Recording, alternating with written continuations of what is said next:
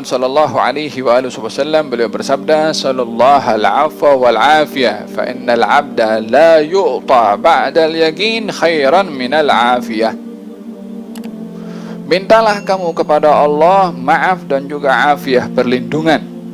Sesungguhnya seorang hamba itu tidaklah diberi oleh Allah satu pemberian yang lebih baik selepas diberi yakin melebihi daripada baiknya al-afiyah. Yakni yang tertinggi sekali pemberian daripada Allah adalah diberi yakin, keyakinan. Oleh sebab itu baginda Rasulullah SAW setiap hari meminta yakin kepada Allah Subhanahu wa taala. Yakin adalah satu anugerah yang diberikan oleh Allah kepada seseorang. Terkadang diberikan tanpa diminta, terkadang diberi dengan diminta.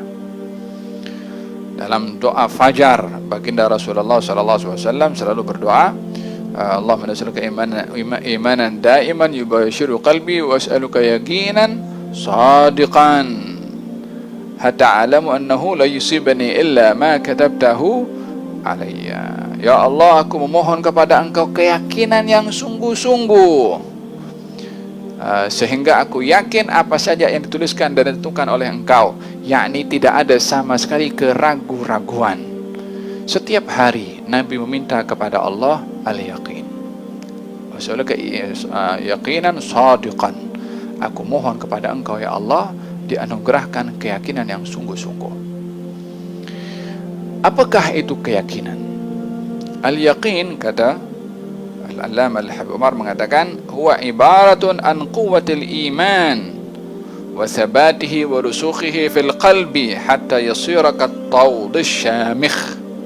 Keyakinan ini adalah kekuatan iman dan ketetapannya di dalam hati sehingga umpama gunung, yakni gunung yang yang besar. Itu gunung fungsinya menyeimbangkan bumi. Dihantam oleh apapun juga dia macam tu. Angin kuat pun gunung masih tak bergerak. Banjir besar pun gunung tak bergerak. Nak ditolak oleh orang pun juga gunung tak bergerak. Kuat. Iman seseorang pun atau keyakinan seseorang, kekuatannya diberikan perumpamaan seperti gunung, tidak goyang. Tidak goyang ketika berhadapan dengan nikmat dan tidak goyang ketika berhadapan dengan musibah.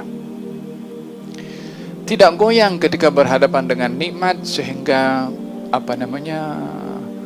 terlalu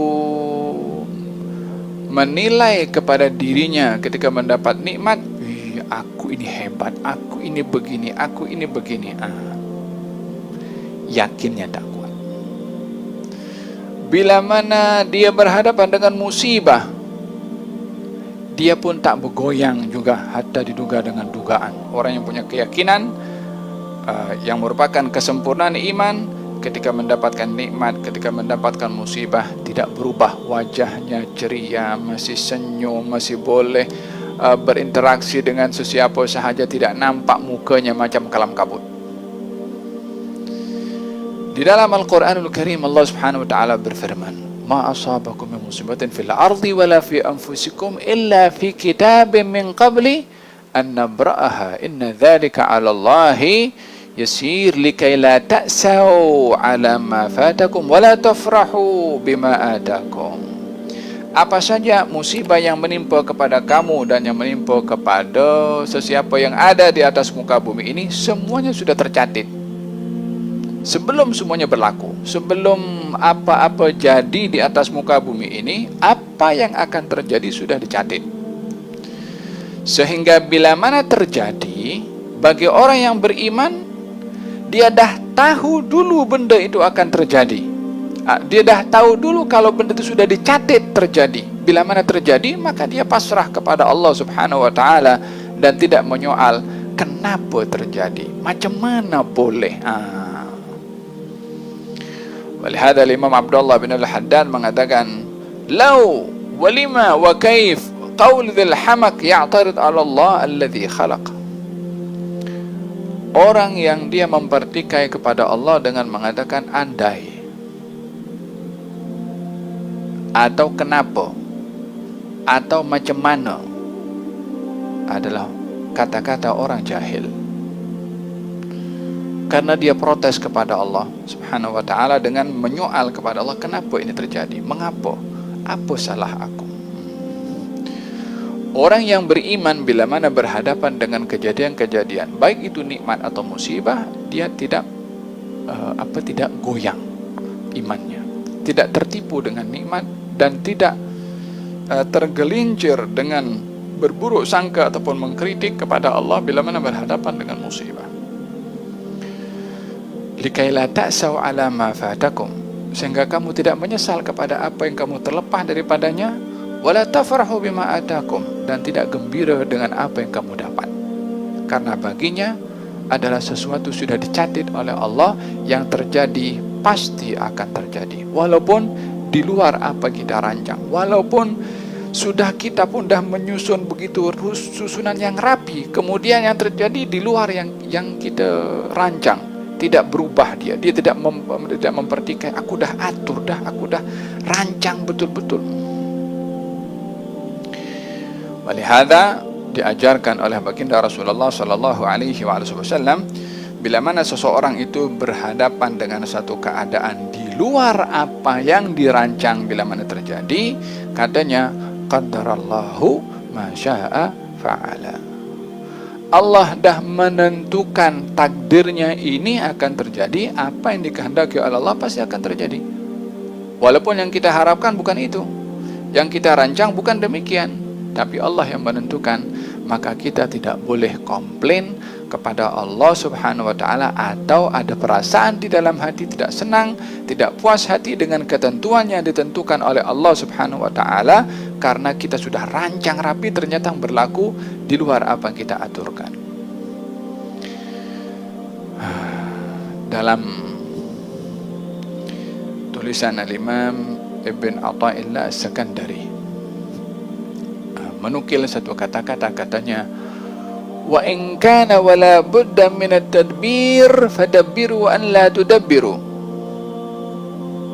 Wa in kan wala budda min at-tadbir fadabbiru an la tudabbiru. Bila mana kamu mesti untuk merancang, rancanglah untuk tidak merancang. Macam mana merancang untuk tidak merancang? Maksudnya adalah kalaupun kita ingin merancang sesuatu dengan mengambil sebab, ambillah sebab, namun tidak bergantung kepada sebab. Ketergantungan mestilah kepada Allah. Di sini letak antara kita mengambil sebab dan kita bertawakal. Artinya, tidak semestinya sebab yang kita ambil itu dapat diraih mengikut apa yang ada pada sebab. Cause and effect itu tidak selalunya terjadi mengikut apa yang yang ada pada hukum sebab dan akibat. Terkadang sebabnya ada, akibatnya tak ada. Terkadang sebabnya tak ada, akibatnya ada. Walaupun secara sunnatullah, sebab itu akan mendatangkan akibat. Kebiasaannya begitu. Tetapi tidak dijadikan 100% ada sebab pasti ada akibat. Belum tentu. Karena sebab akan tertakluk kepada Allah, akibat pun juga akan tertakluk kepada Allah. Contohnya, api itu panas. Berarti orang yang kena api mesti akan terbakar dan merasakan panas. Tapi itu tidak berlaku kepada apinya Nabi Ibrahim. Bukan hanya api itu tidak panas, tapi justru sejuk. Karena kalau panasnya diambil, belum tentu sejuk. Tapi ini menjadi sejuk, lawan daripada panas. Allah ciptakan api itu panas, yang terkena api akan terbakar. Justru yang berlaku kepada apinya Nabi Ibrahim, diambil panasnya oleh Allah, diletakkan sejuknya di dalam walaupun apinya menyala. Wa qulna ya naru kuni bardan wa salaman ala Ibrahim. Apinya menyala, wahai api, jadilah kamu sejuk dan selamat kepada Ibrahim. Apinya menyala, panasnya diambil, Nabi Ibrahimnya tak terbakar. Kalau ikut hukum sebab akibat, yang terkena api masih terbakar. Ini diambil oleh Allah Subhanahu wa ta'ala sifat terbakarnya, sehingga api itu tidak membakar.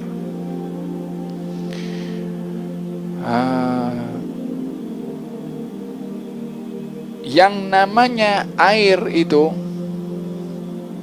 dia akan menyatu. Air tak boleh dipisah.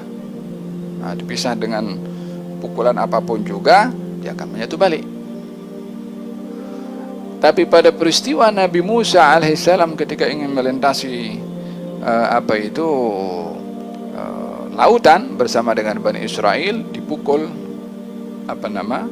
laut dengan tongkat Nabi Musa, laut itu terbelah menjadi dua macam nih. Kullu firqin kattaudil azim. Masing-masing daripada belahan laut ini umpama gunung yang menjulang tinggi. Jadi ini air macam ada pendinding, ada dinding di situ yang menghalang air itu bercampur, padahal tak ada apa. Ini air sedang meninggi tanpa ini kosong, ini pun air juga tidak menyatu. Sifat daripada air itu sendiri yang menyatu satu dengan yang lainnya, diambil hukum itu oleh Allah Subhanahu wa ta'ala, sehingga masing-masing terpisah satu daripada lain. Ianya ingin ditunjukkan sifat kudrah yang ada pada Allah, yang tidak tertakluk kepada hukum sebab dan akibat,